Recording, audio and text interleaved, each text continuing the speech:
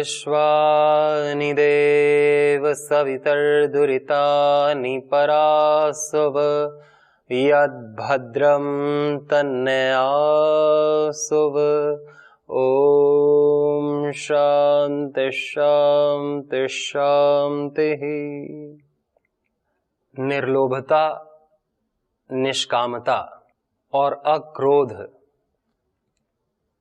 हमारे जीवन के ये दिव्य गुण, जिसको दैवीय संपद नाम से गीता में कहा है योगेश्वर भगवान श्री कृष्ण चंद्र ने 16वें अध्याय में,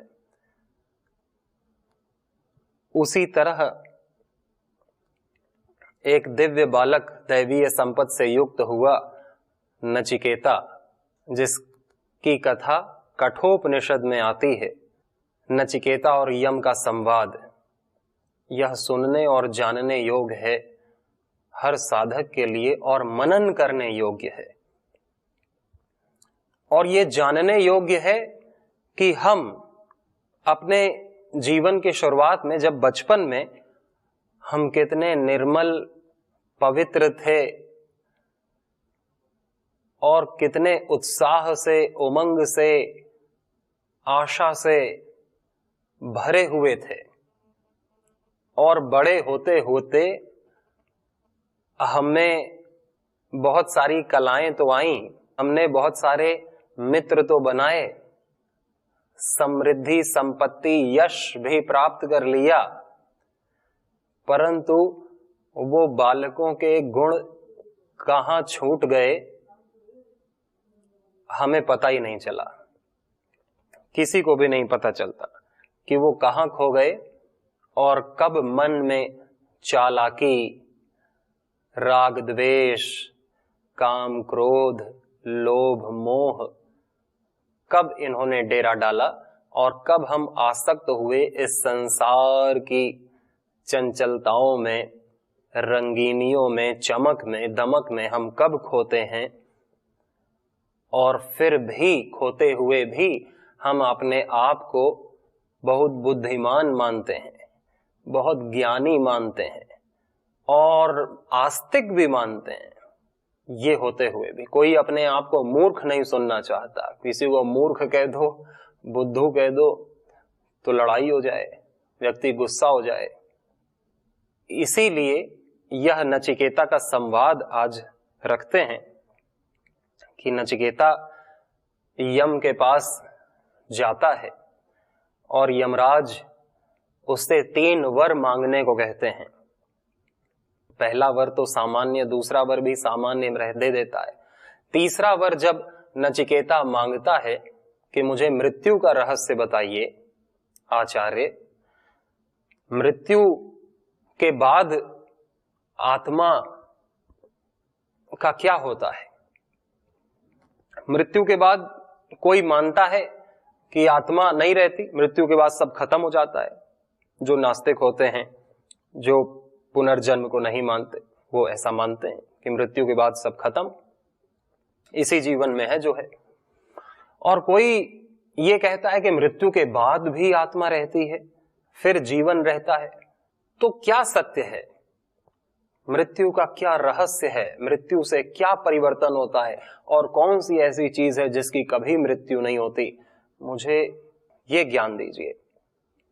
तो फिर ज्ञान तो सबसे मूल्यवान चीज है इस धरती की, क्योंकि ज्ञान ही एक ऐसी चीज है जो हमें मुक्त कर देगी सब की आसक्ति से, सब दुर्गुणों से, सब दोष, सब असत। केवल हमारे बोध से, हमारे जानने से, अवगम से मुक्त हो जाते हैं। जैसे हम जान लेते हैं कि क्या चीज गंदी है तो हम उसे अपने पास भटकने भी नहीं देते। कौन व्यक्ति बुरा है तो हम उससे पास भटकते भी नहीं है, न उसे अपने पास भटकने देते हैं। इसी प्रकार ज्ञान ही हमें मुक्त करता है। इसलिए नहीं ज्ञानेन सदृशम पवित्रम इह विद्यते, ज्ञान से सदृश पवित्र चीज इस ब्रह्मांड में कोई नहीं है। तत्स्वयं योग संसिद्धे कालेनान विविन्दति। तो ये योग की प्राप्ति कराता है भोग की मुक्ति कराता है। इसलिए ज्ञान सबसे कीमती चीज कहा। बाकी सारी सांसारिक चीजें तो हमें आसक्ति में डालेंगी, हमको जड़ के प्रति आकर्षित करेंगी, हमको जड़ बनाएंगी। जड़ के प्रति आकर्षित होने से चेतना भी जड़ होने लगती है, व्यक्ति जड़ होने लगता है, आसक्त होता है, मोहित होता है, अज्ञान में जाता है, क्लेश में पड़ता है, राग द्वेष में पड़ता है। तो ज्ञान, शुद्ध ज्ञान हमको मुक्त करता है। ज्ञान सदा सबसे शुद्ध है। इसलिए यमराज ने कहा कि ये तो बहुत ही ऐसा प्रश्न है जिसको देवता भी नहीं जानते, और ये तुम बालक होकर के पूछ रहे हो, बहुत बड़ा प्रश्न है, तो चलो कोई और वर मांग लो।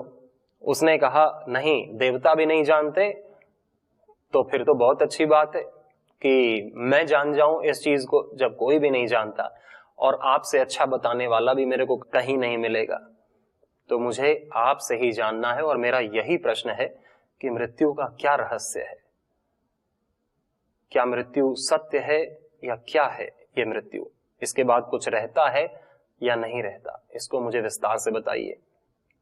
तो फिर इतना बड़ा जो धन है ज्ञान, इसको देने के पहले यमराज परीक्षा लेता है नचिकेता की कि हे नचिकेता, तू बाकी बहुत सारे वरदान मांग सकता है, 100 वर्ष की आयु वाले बेटे पोते, बहुत से पशु, हाथी, सुवर्ण और घोड़े मांग ले, विशाल भूमंडल भी मांग ले, और स्वयं भी जितने वर्ष तेरी जीने की इच्छा हो जीवित रहे।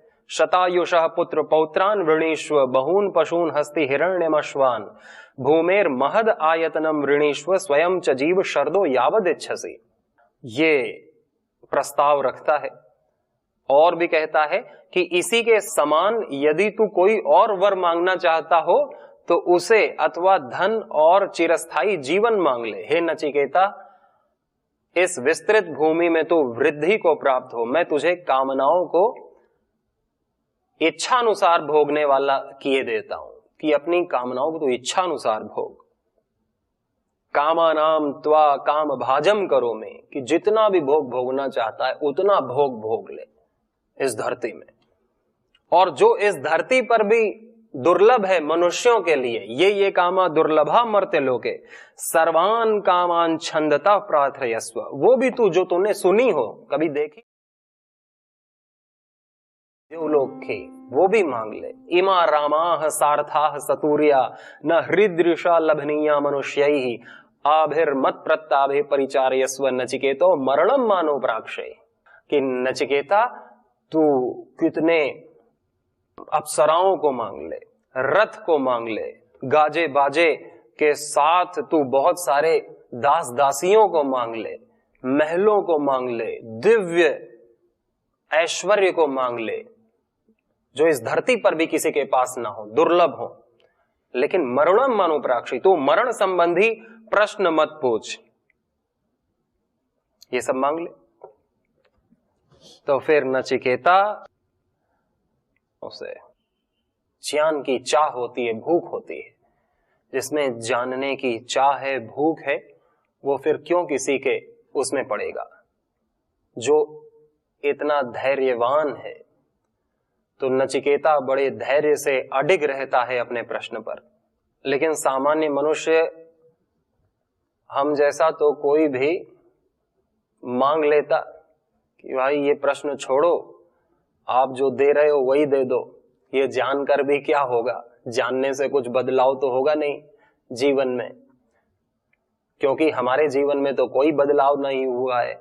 आज तक हमने 12वीं कक्षा पढ़ ली, ग्रेजुएट कर लिया, पोस्ट ग्रेजुएट कर लिया, पीएचडी कर लिया, और फिर उतने में भी पेट नहीं भरा तो हमने वेद उपनिषद गीता स्वाध्याय और कथाएं भागवत और रामायण कितनी बार पढ़ ली, जान ली, महापुरुषों की जीवनियां पढ़ ली, और भी मोटिवेशनल पुस्तकें उपन्यास सारे पढ़ डाले।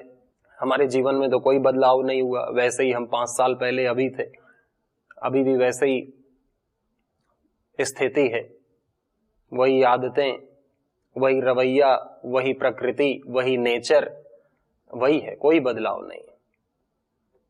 लेकिन हमारा तो ये अनुभव है, ज्ञान से बदलाव होता है। ये वेद की वाणी है, ये ऋषियों की वाणी है कि ज्ञान से बदलाव होगा, निश्चित है। लेकिन वो ज्ञान बोध होना चाहिए हमारा, कि वो ज्ञान हमें बदल सके। जैसे हमें ज्ञान है कि करंट हमारे सेहत के लिए हानिकारक है, क्योंकि हमने अनुभव भी कर रखा है, तो हम उसे दोबारा नहीं छुएंगे, किसी भी कीमत पे नहीं छुएंगे। तो हमारा बोध है।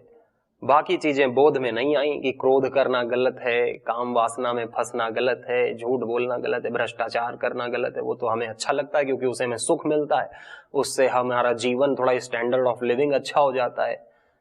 दुनिया भी वही कर रही है तो हम क्यों पीछे रहें, तो हम भी उसी को फॉलो करते हैं। तब हमारा वो ज्ञान जो उद्धार का होता है वो व्यर्थ हो जाता है। फिर जीवन में बदलाव नहीं आता, क्योंकि हम कर तो रहे हैं वही जो करते आ रहे हैं। तो रामायण गीता का सुनना क्या करेगा, उपनिषद का पढ़ना क्या करेगा? फिर तो काला अक्षर भैंस बराबर है। वो अहंकार और दे देगा कि तुमने ये सब पढ़ रखा है, तुम जानते हो, जानकार हो। लेकिन वो जानकार नहीं जो अपने हृदय की अपवित्रता, अंधकार को न मिटा पाए, अपने दोषों को न दूर कर पाए, वो कैसा ज्ञानी। तो इसलिए नचिकेता जानता था और कि यह जो ज्ञान है यही जीवन में परिवर्तन ला सकता है और कुछ भी नहीं। और फिर वो कहता है यमराज को निहारता हुआ, नचिकेता, कि ये भोग कल तक रहेंगे या नहीं रहेंगे, इस प्रकार के हैं कि ये कल रहेंगे और फिर नहीं रहेंगे। ये सदा नित्य थोड़ी हैं जो आप दे रहे हो मेरे को, और संपूर्ण इंद्रियों के तेज को जीर्ण कर देते हैं। ये भोग भोगने से मेरा शरीर भी जीर्ण होगा, मेरी इंद्रियां भी जीर्ण होंगी और मेरा मन भी जीर्ण होगा, मन में भी खिन्नता होगी। यह सारा जीवन भी बहुत थोड़ा ही है, कितना भी हो, कितना भी हो थोड़ा ही है। जैसे हमें आज तक के जीवन का इन 30 वर्षों का पता नहीं चलता, कोई 50 वर्ष का है तो उसे 50 वर्ष का पता नहीं चलता। जैसे हमको पता चलता है क्या कि हम इतना जी चुके, अचानक हमें लगता है अरे कल ही की तो बात है ये, कि हम बचपन में थे, माँ की गोद में थे, घर में भाई बहनों के साथ खेल रहे थे, स्कूल जा रहे थे, और आज हमारे भी बच्चे हो गए और बच्चों के भी बच्चे हो गए।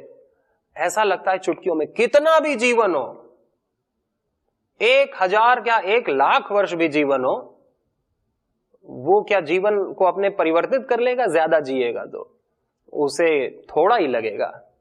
इसीलिए अमर होना चाहता है व्यक्ति, कि जितना भी जीवन होता है थोड़ा ही लगता है।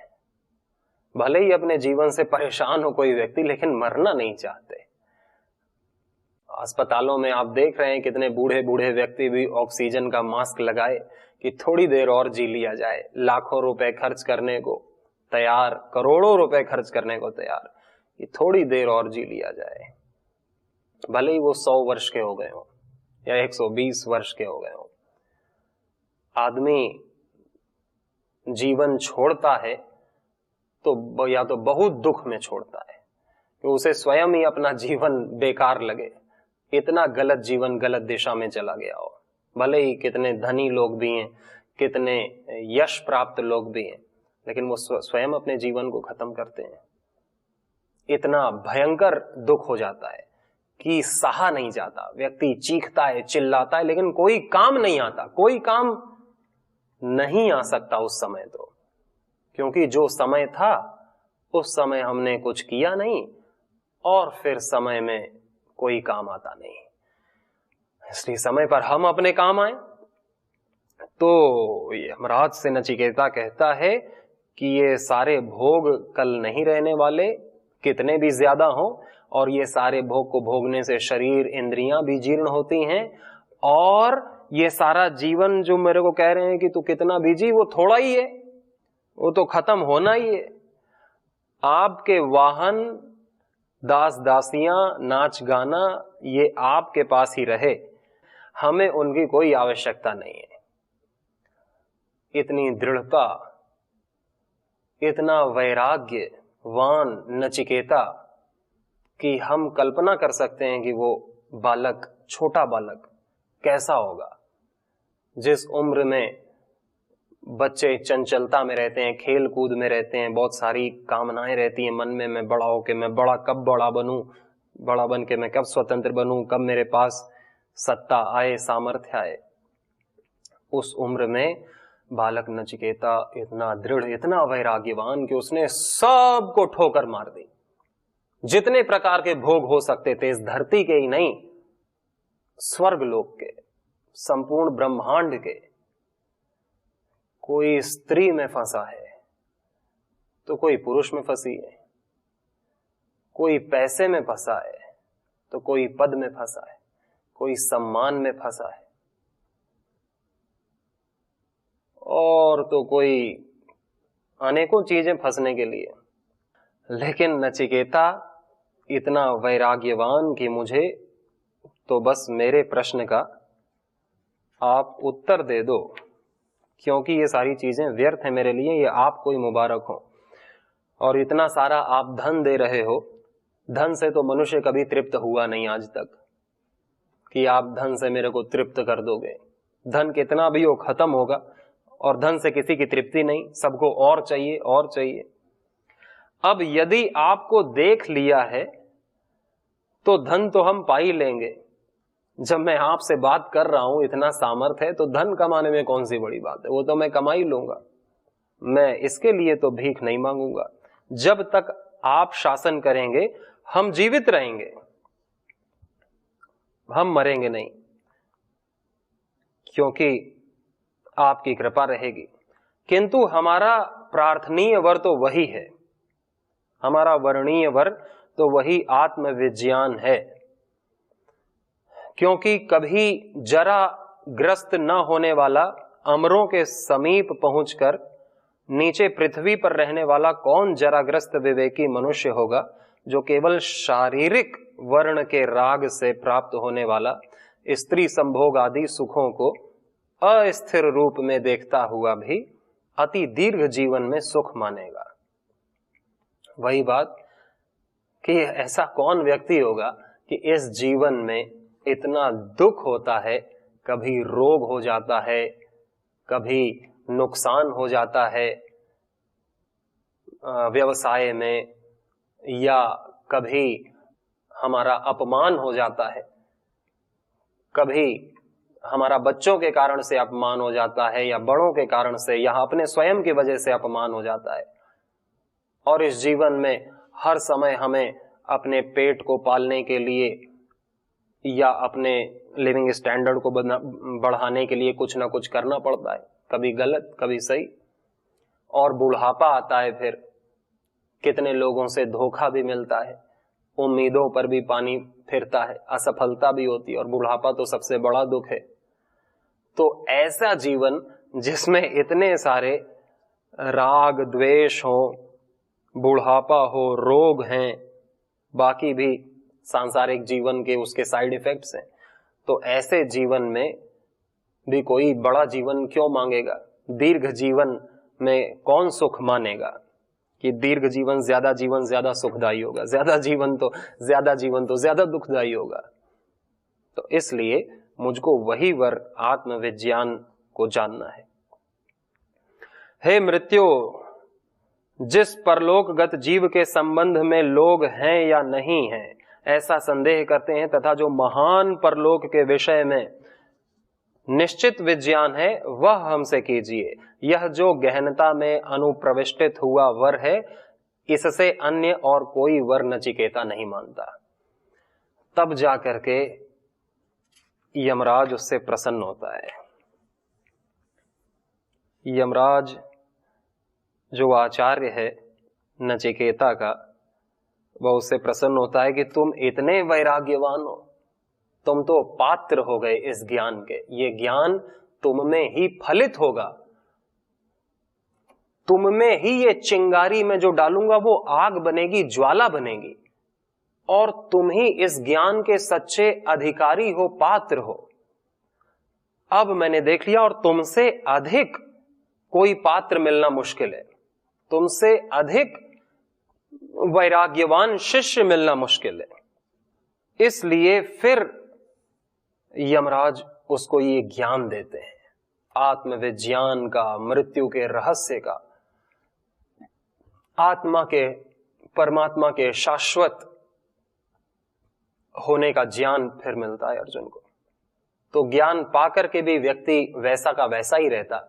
यदि उसमें वैराग्य नहीं है, यदि उसमें भोगों को छोड़ने की शक्ति नहीं है, तो सत्य प्राप्त करने की शक्ति भी उसमें नहीं होगी, क्योंकि सत्य प्राप्त से तो जीवन परिवर्तित हो जाता है। सत्य इतना शक्तिशाली है, ज्ञान इतना शक्तिशाली, इतना पवित्र तत्व है कि सब कुछ पवित्र कर देगा। लेकिन किसका? जो वैराग्यवान है और जिसके अंदर बहुत सारी कटुता है, कुटिलता है, ईर्ष्या है, घृणा है, राग द्वेष है, मोह माया है। तो आज हम भी तो वही ज्ञान पढ़ रहे हैं जो नचिकेता को दिया था। ये कठोपनिषद आज भी तो है, वही ज्ञान तो है जो नचिकेता को दिया गया था। प्रथम अध्याय की द्वितीय वल्ली, तृतीय वल्ली, दूसरे अध्याय की प्रथम वल्ली, द्वितीय वल्ली, तृतीय वल्ली में वही ज्ञान है। और कठोपनिषद में ही क्यों, बाकी उपनिषद में भी वही ज्ञान है जो कभी अपने गुरुओं ने शिष्यों को दिया था। गीता में भी वही ज्ञान तो है, साक्षात वही डिट्टो वही ज्ञान है जो भगवान कृष्ण ने अर्जुन को दिया था। उन शिष्यों का तो जीवन परिवर्तित हो गया, जीवन मुक्त हो गया, उनके असत दोष सब मुक्त हो गए, पाप शून्य हो गए और निर्वाण को प्राप्त हुए। वही ज्ञान आज हमारे पास है, लेकिन हम नहीं हो पाते। बार बार सुन के भी, कोई भागवत 100 बार सुन रहा है तो कोई 1000 बार सुन रहा है, इसी में रिकॉर्ड बना रहा है कि हमने तो 1000 बार सुन ली। उसी का अहंकार है हमको कि हमें गीता भी याद हो गई, हमें उपनिषद भी याद हो गया, हमने ये डिग्री भी कर ली, हमने वो डिग्री भी कर ली। जितना अहंकार था उससे ज्यादा अहंकार हो गया पढ़ने से, सुनने से।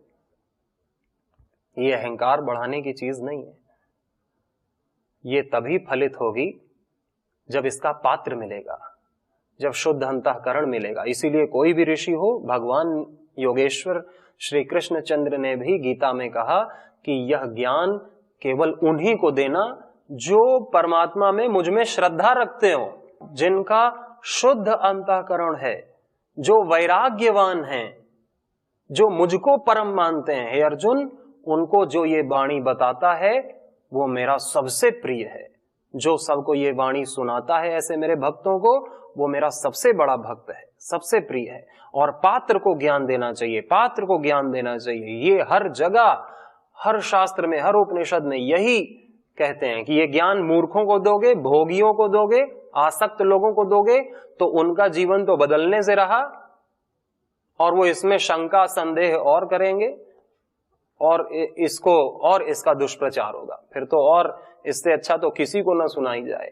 लेकिन ये वाणी वही है जो लाखों करोड़ों साल से शुद्ध आत्माओं को बना रही है, जो शिष्यों के अंतःकरण को पवित्र कर रही है। लेकिन वो शिष्य जो अपने गुरु के प्रति पूर्ण समर्पित हैं, सद्भावित हैं, आप्लावित हैं, श्रद्धा से, अखंड श्रद्धा निष्ठा से, जिनका अंतःकरण पवित्र है, हर प्रकार के राग द्वेष भोग आसक्ति से मुक्त है, वैराग्यवान है, इस संसार की कोई भी चीज जिन्हें नहीं लोभा सकती, नहीं आकर्षित कर सकती, सुख की कोई प्रलोभन उनमें नहीं है, न दुख का कोई भय है, न सुख का प्रलोभन है, तो उनका अंतःकरण इसी ज्ञान के मनन से पवित्र हो जाता है। इन्हीं वेदांत वाक्यों में रमण करने से आत्मा प्राप्त हो जाती है, जो प्राप्त हुई हुई है। असत से मुक्ति ही सत की प्राप्ति है। साधना अपने आप अभिव्यक्त होती है वैराग्य से।